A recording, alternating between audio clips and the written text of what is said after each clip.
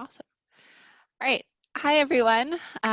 Welcome. Happy Thursday. This is the third and final session of the Food Systems Leadership Network's Systems Leadership e-learning series. Hope most of you have joined us for a few of the other sessions, but I'm Annalena Kazikas. I'm with the Wallace Center and help to coordinate the FSLN.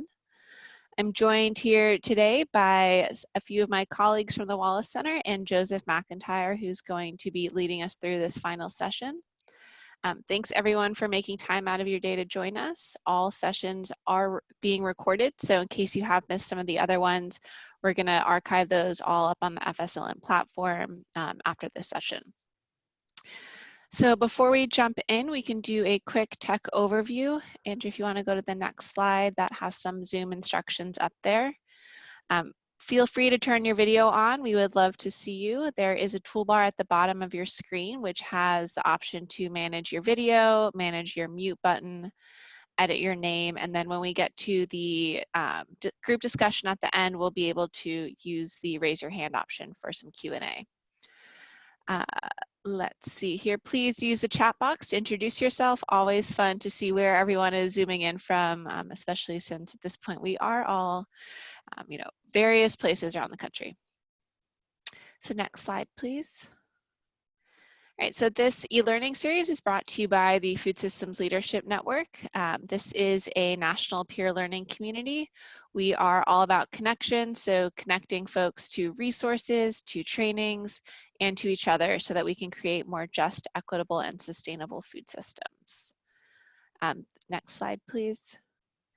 This systems leadership training here today is part of a larger group of e-learning trainings that we've hosted under the Nonprofit Bootcamp umbrella to strengthen the leadership and management skills of network members.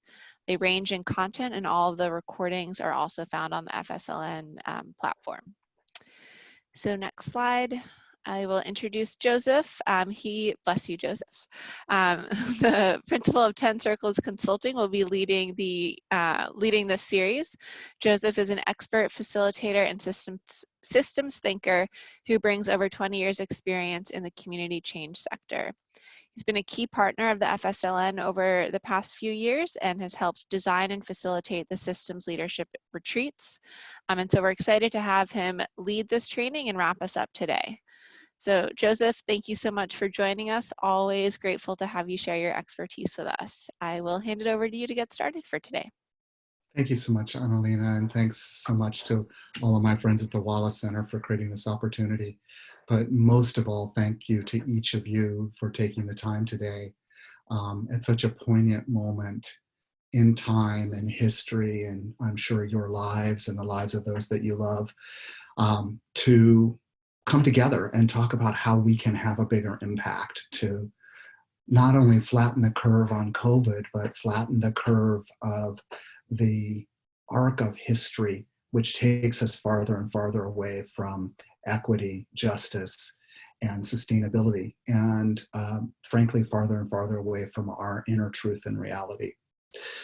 I want to start today, as I've invited you to start several times, and invite you just to relax for a minute. Just if you have extra windows open on your screen, this is a good time to close them. If you're thinking about something else, see if you can let it go for just a minute. And I want to invite you to bring your attention to yourself to begin with, and notice how you're feeling. And in particular, notice if there's any points of pain or tension within yourself, and see if you can bring some breath and energy and awareness there. Similarly, if you may be experiencing any suffering, sadness about the situation for your friends, your loved ones, your community, see if you can bring compassion to that place and just sort of breathe into that space of deep compassion. And if you're feeling, scan yourself again and feel if you might be experiencing places of joy or optimism. and see if you can take those feelings and bring energy to them and magnify them and spread them out farther and farther. And finally, I encourage you to feel into yourself and into your experience where you are experiencing a hope or a spring in this moment. And see if you can breathe into that place, nurturing.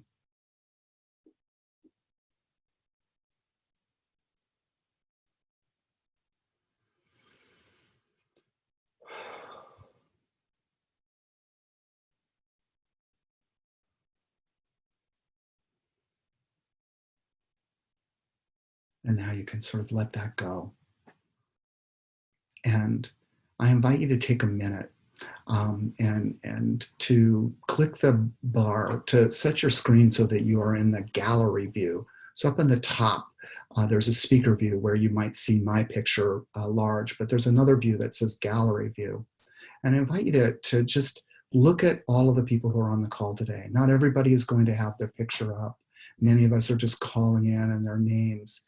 But I invite you to sort of stretch out your awareness to the sense that these are your friends, your co-conspirators, people who wish you well and wish you success. And to have that sense of being a part of a huge group of people who are very serious about taking advantage of this moment to become systems leaders. And what a great feeling it is, I know for me, to feel the solidarity of having so many people pulling for me and for me to be pulling for so many people. It's a great experience. Now you may ask, Joseph, why are we doing this? What's the point of these kinds of attention or centering activities? And it's because systems leadership, and indeed just being a human, is so much about our ability to sense ourselves, what's going on. Am I feeling fear or hope or anger or pain or suffering or discrimination or being made less than? How am I? And your ability to do that for yourself is practice for being able to do that for those that are around us. Because if you remember, one of the key things for systems leader, and the next slide would be good now.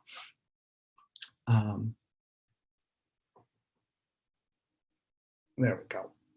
Thanks, Andrew. If you just bring up that first slide in the deck, that'd be great.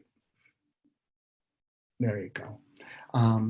As systems leaders, our ability to sort of encourage all of us to come into this moment, not to come into it completely in fear or completely in hope, but to what's real, is the first step of really being powerful in our ability to see the whole.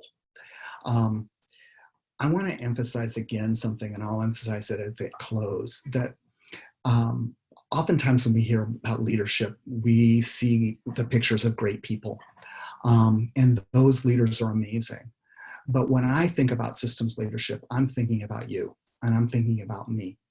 I'm thinking about people who live and work by the maxim that it's not for us to do great things, but to do small things with great love, maxim attributed to Mother Teresa. And that systems leadership are those things that we do with great love and great attention and skill. And that's a lot about what we're trying to work with today.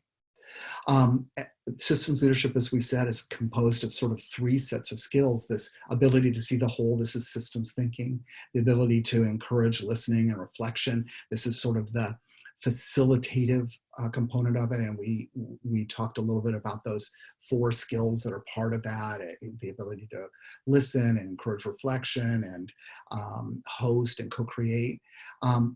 This next one is about leading from the future.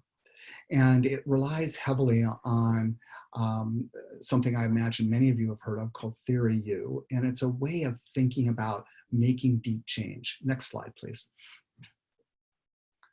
Let me go one more. Thank you. Thank you. So for those of us who have been working in the field for a week or a month or a year or our entire lives, we recognize that trying to get real change is not easy. Now, how many of you would agree with that? You can just wave your hands and sort of like, yeah, it's like, if it was easy, we would do it, right? And the question we ask ourselves is, why isn't it? Because we stand on the top of this first mountain and we can see across the way, across the Jordan, if you would, to where we want to go. And very often what we want to do is jump right across. But you know, there's a little bit of a trap in that, is that individual leaders can see what they can see. And all of us are limited. We're not able to see beyond our own experience. And the future that we want to see may be a very beautiful one to us, but isn't grounded in the collective experience. So what Theory U tells us is that if we want to make deep change, we actually have to approach it in a deep way. And it's actually a process to both understand what deep change is and how to make it. And so let me suggest that whenever if we look at the COVID situation, you can see that people are asking and sort of downloading their previous frames of reference. You know, if only we had, you know, the right kinds of people working harder enough, our meat factories would be working properly. Or, you know, there's this desire to sort of fall back into the way that we've always done it. It's sort of, we download the story that we walk into. If you can imagine it, if the past was this book that you were carrying on your back, and you're trying to push it into the future and say, well, okay, that's the way it was. Here's the way the way it will continue to be. And that process of doing that, it can often lead us to being stuck. What we want to do is to see the world with fresh eyes. And this is the beginning of a journey of getting unstuck from our own limited experience and grounding it in the experience of our communities, of the broader world, so that we as systems leaders are better able to actually sense what's really happening. In the article from Otto Scharmer that I encourage many of you to read if you had a chance, he talked about this moment in history where so many of our systems are failing and so much is easily to be sensed. It's obvious that we have built a food system that is tuned for efficiency, but efficiency and resilience are almost direct opposites. The resilience in natural systems and in food systems are many, many small nodes of production and distribution, because many, many small modes of production distribution are unlikely to fail all at once. Yet we have meat packaging plants that are responsible for 4%, 5%, 15% of all the food that goes through our system. Those are single points of failure, something you never see in nature. And so we begin to sense these things. And what happens as we sense this bigger reality is that we can begin to let go of the stories, the limiting stories that we have been told, that it's all about markets, that it's all about profits, that it's all about whatever. And to actually, in that process of letting go, there is this beautiful moment of coming into just exactly what's in front of us. And what's in front of us is the immediate, the top level of the iceberg, the things that we need to address right now, the pain and suffering, the people who are hungry, the masks that don't happen, the disproportionate impacts on our brothers and sisters of color. Those things are all there. But we also can begin to see underneath it why it is, and how it is that we can begin to make real change, which is why this moment in food systems work has never been more important. We've never had a bigger opening, because the risk of the food systems that we live in today have never been more fully exposed. Every empty block in every grocery store, every closed restaurant, every story that you see on the street is a documentary, if you would, of why the way we've been approaching things fundamentally isn't reliable. And that lack of reliability is what makes people nervous. So I'm going to come back to that in a minute. On the other side of the U, we begin to experiment. So if the first part of the U is a process that is a facilitated experience of what's really going on, the second part is this beautiful environment of experimentation and exploration. It's about design thinking. It's about how do we do it better? And it's hugely energizing, and it's all about prototypes. Lots of things, throw lots of things up and see how they work. And as they work, we begin to scale those up, and we begin to move into that top side of the U. Now, I know it may seem theoretical to you, but let's look at the next slide. This approach informs both how we think about facilitating groups through change. That's what we're seeing here. So this beginning section at the top of the U, we ask ourselves the question, what's our common goal here? What are we trying to do? And then we sense together, and this is something we'll practice together a little bit later on our call today. What are we seeing? What are we feeling? And we start to look at that not just from our own eyes, but begin to cultivate the capacity to see the system as our brothers and sisters see it. And as we do that, we begin to see it as a collective. And then this bottom part of the U, which is asking ourselves the question, and this is the question that I keep coming to over and over and over again as a facilitator and a change leader: what is deeply needed or deeply desired in this moment? If you ask no other question than that one question consistently, you will encourage people to have the reflective dialogue that is really needed. And then there's co-creating and co-evolving. So we get into this beautiful space of, so now that we understand it, what can we do? Okay, we can, let's hook up, let's create a citywide CSA. Let's change the way that we think about food hubs. There's all kinds of things to operate from. Let's go to the next slide, please. And somebody's talking about, I see a chat note about the slides. Are we, if there's a problem, maybe one of my friends can help. Now, how would you also use Theory U?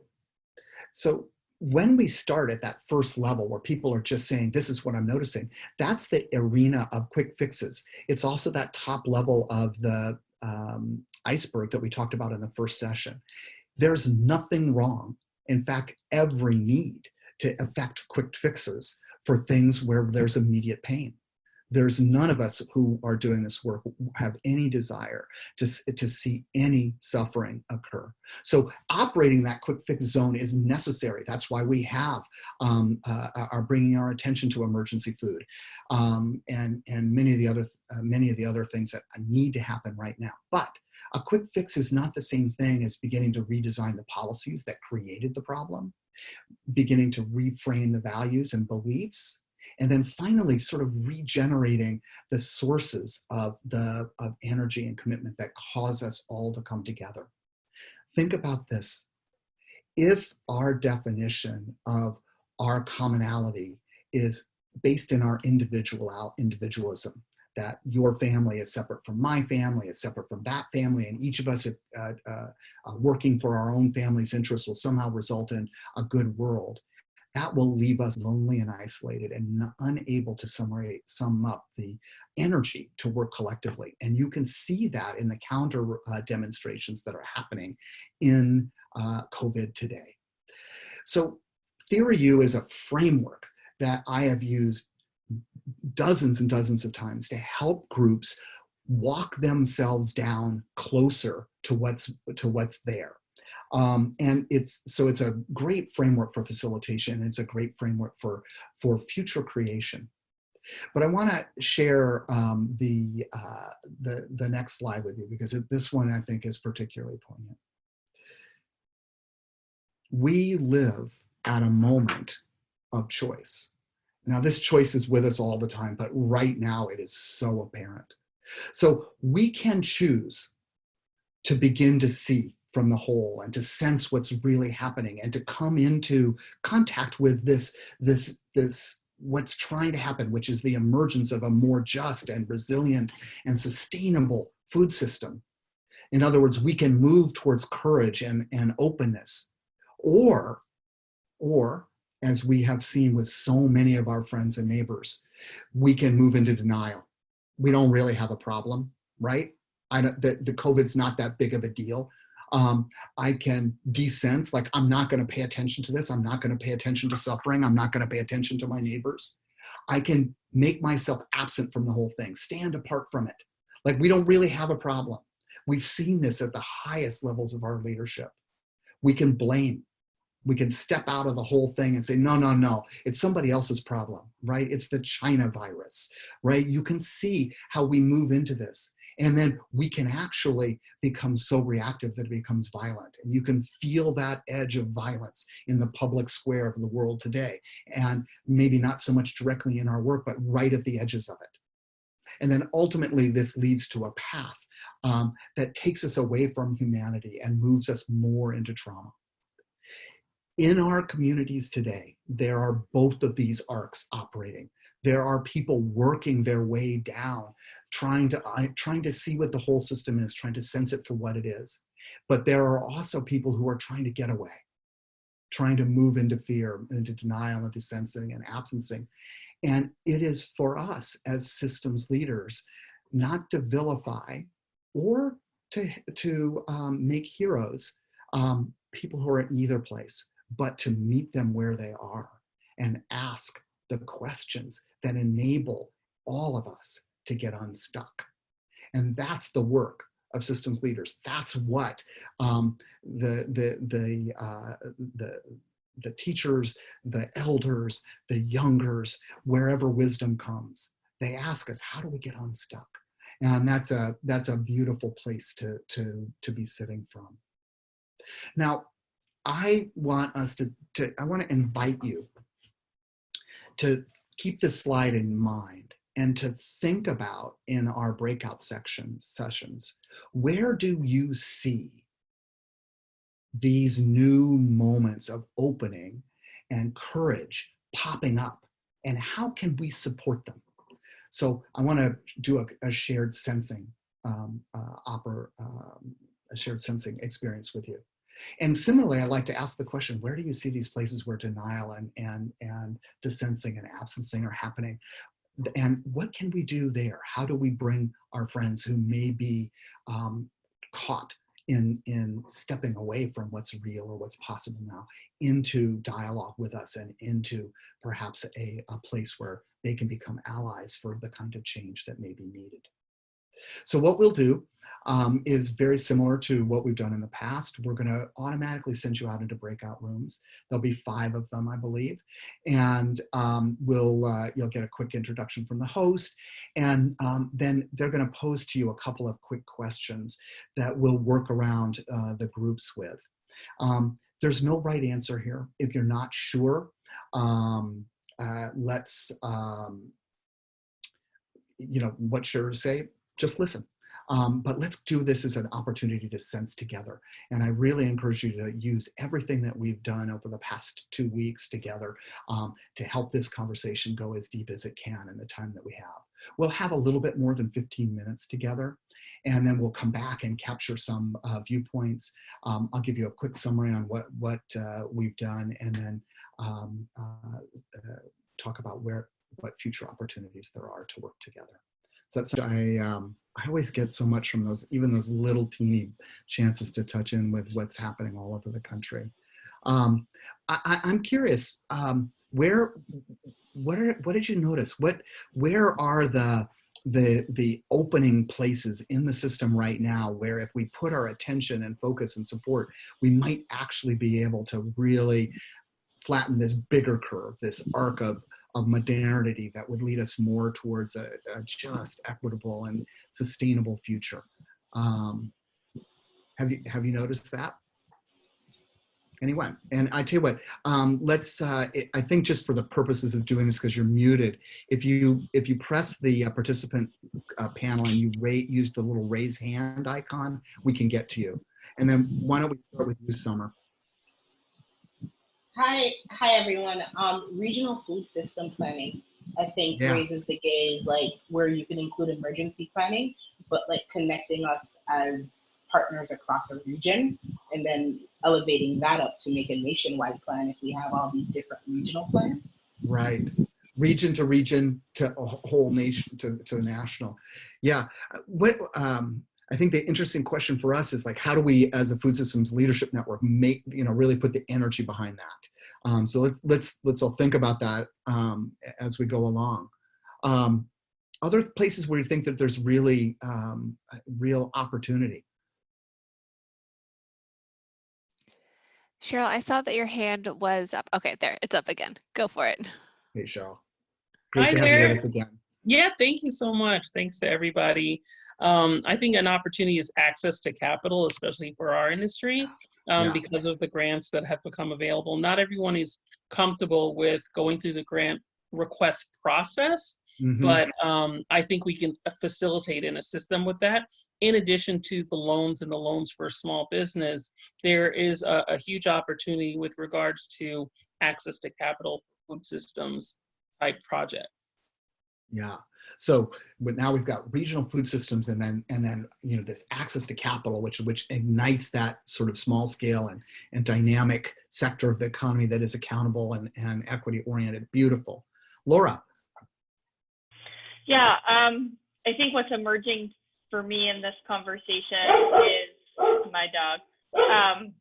How leadership can come from community, and just like we're seeing in the food systems work, where communities are most resilient, it's where they're networked and working collaboratively, and that in a collaborative space we can innovate more quickly by identifying our successes for one another and coming up with common language and common innovations, rather than sort of coming up with a beautifully gift-wrapped solution and offering it to the group.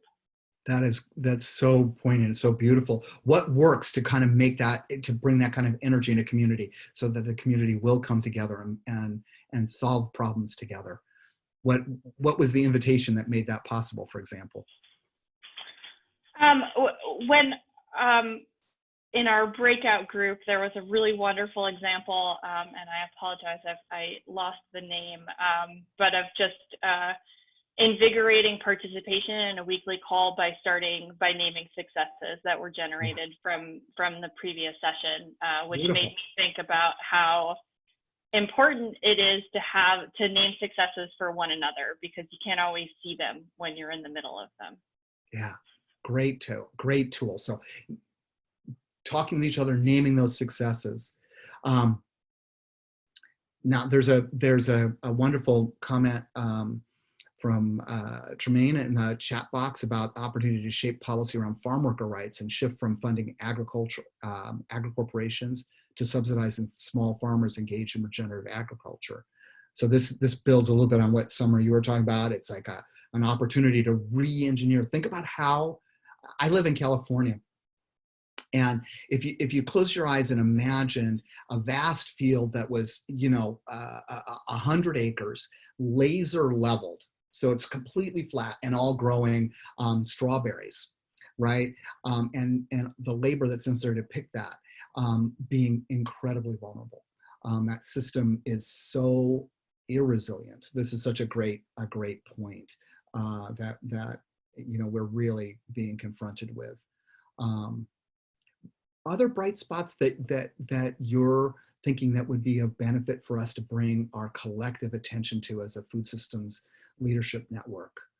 Where would an investment of our good energy and support really make a difference?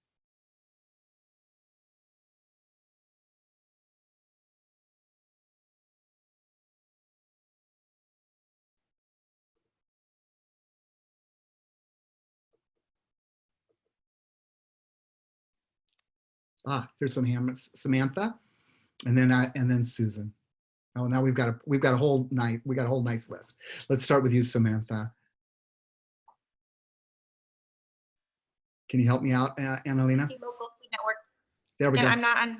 Okay, hi. I'm got it. Sam from the Northwest Tennessee Local Food Network out of Martin, Tennessee. We just did a survey with all the distributors in our region, and from looking at their responses, I think focusing on how the food is distributed on a regional scale is extremely important. Beautiful. That whole distribution, there's a really interesting discussion on the COVID-19 listserv that Wallace Center hosts about mapping those systems right now and making them more visible. So it's a really great. Let me go to Deepa.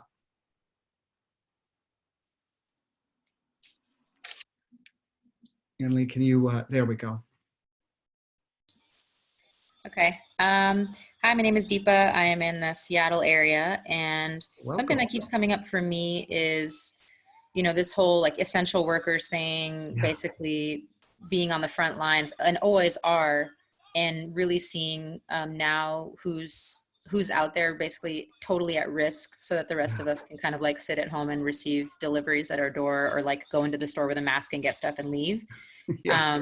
From farm workers to every aspect of the food chain. And I feel like if we could collectively push for fair wages, healthcare, paid sick time, like this is the time where we can be like, these are the people who made it possible for the rest of us who could stay home to actually keep eating. This is the time to push really hard on that. It keeps coming to me that that's like the most critical issue. Thank you so much, Deepa. And you're getting some shout outs on the chat. What works to help people to rethink about food systems workers, not as sort of the underskilled, underpaid, you know, but actually as our first responders, the people to whom we are most dependent day in and day out for our sustenance? Are there things that you've noticed that particularly are helpful in getting people to rethink the who it is that we're dealing with when we're on the other side of a grocery aisle or you know, looking out at a farm? In the chat box, I think Nancy Williams was responding and saying that language matters. Nancy, give us an example. So, hello. One of the things I noticed is that not a lot of people, and we experience this everywhere a long time, that not a lot of people really understand where food comes from, how it gets to them. There could be someone 10 miles away that's growing, you know, acres of something that they want to eat, but they don't even know how to make that connection. What they're familiar with is going to the grocery store or a place that they have gotten this before, getting it again. So if they got it from a neighbor, they will go back to the neighbor and ask for that. If they've gone to the corner store, they'll go back there.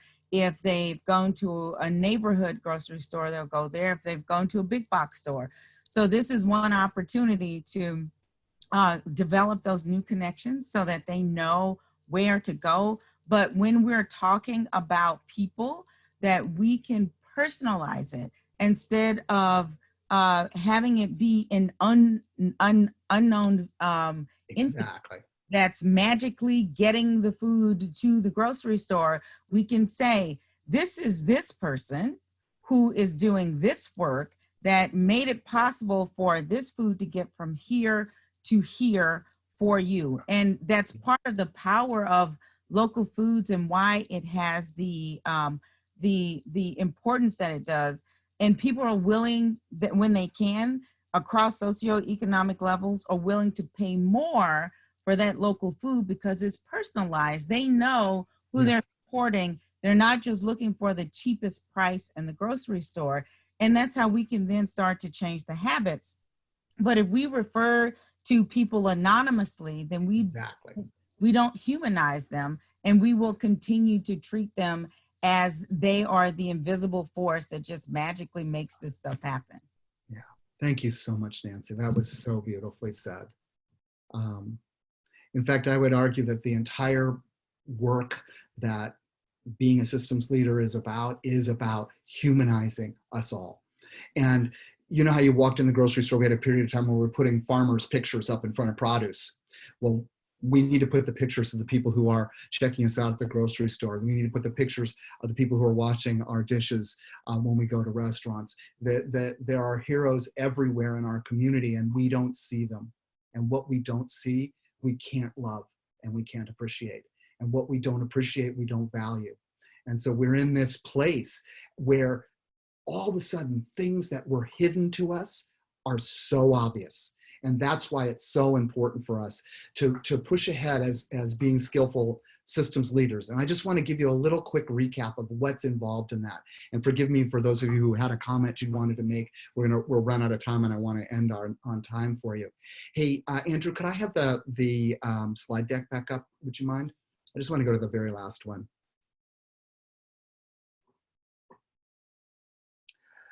So there's just a few things I really want to emphasize for you as systems leaders. First is that everyone is a systems leader, and everyone has the capacity. This isn't about heroes. This isn't us, all of us trying to be Nelson Mandela's or Martin Luther King's or Cesar Chavez's. This is about us being human and treating others as humans. And so it's this invitation is for all of us to continue to refine our own personal commitment to service, because doing that, that's what gets other people willing to do it as well. If you do it, if you're generous, if you, on our call, one of the people spoke about changing the model that they were offering webinars from pay to donation, and how that changed the whole environment. They showed their commitment. Cultivating the ability to see perspectives, so to see other perspectives, so everyone can do it. This is the same thing. This is so important. We're so locked into our own perspective. Can we see it more broadly? Listening to hear what's trying to emerge. Everywhere around us, there is a call for more justice, more equity, more beauty, more love, and more harmony. If we can only listen to it and help it happen. Experiment. Try everything. I think we heard this in the call that one of our guests, friends mentioned, where they were saying, these are the successes. Yes, try them. And if I can't, if I can't replicate that, I'll try something else. So this fierce energy of creativity is at the heart of it. And then finally, it's all about our own ability to strengthen our compassion, forgiveness, and love, so that others share that desire for joy and peace. This is the gift. I'm not saying it's only political or personal. I am saying it's everything. But when we are models for the system that we're trying to create, one that is fundamentally grounded in equity and justice and compassion and humanity, it actually is a counter narrative to everything that has been fed to us as what I like to think of as toxic bedtime stories. It's an amazing moment in time. You're an amazing group of people, and I am so fortunate to be able to work arm in arm with you to, I hope, take this moment and turn it into a moment when we rethink the arc of history in a way that makes a real difference in every one of your communities and for everyone that you love and care about. Thank you so much for taking the time to be with us. I can't tell you what an honor it's been. I'll turn it over to Annalena to give you the little sense of what may be next. All right. Thank you, Joseph. That was really special. Thank you, everyone, for joining for these 3 series. I can't believe it's already wrapped up. That went super quickly. And I know that we're really only touching the surface with what systems leadership is and can be and will be. So we, on the back end here, are kind of scheming up ways that we can stay in touch with each other to practice these skills, stay connected, really, dig into this content a little bit more and just be there for each other during this time. So we're going to be sending out more information about that when it comes. And we also have a question in the evaluation that if you have any ideas to share as well. So let me actually drop the evaluation link into here now, and would love your guys' feedback for your experience on this session as well as the full course. And so with that, I just want to say thank you again so much to all of you for joining, for my colleagues at the Wallace Center for helping to facilitate the breakout sessions, and for Joseph for sharing his expertise with us and taking us through the systems leadership training. So thank you everyone so much, and we will be in touch with some follow-ups and next steps. Have a wonderful rest of your day.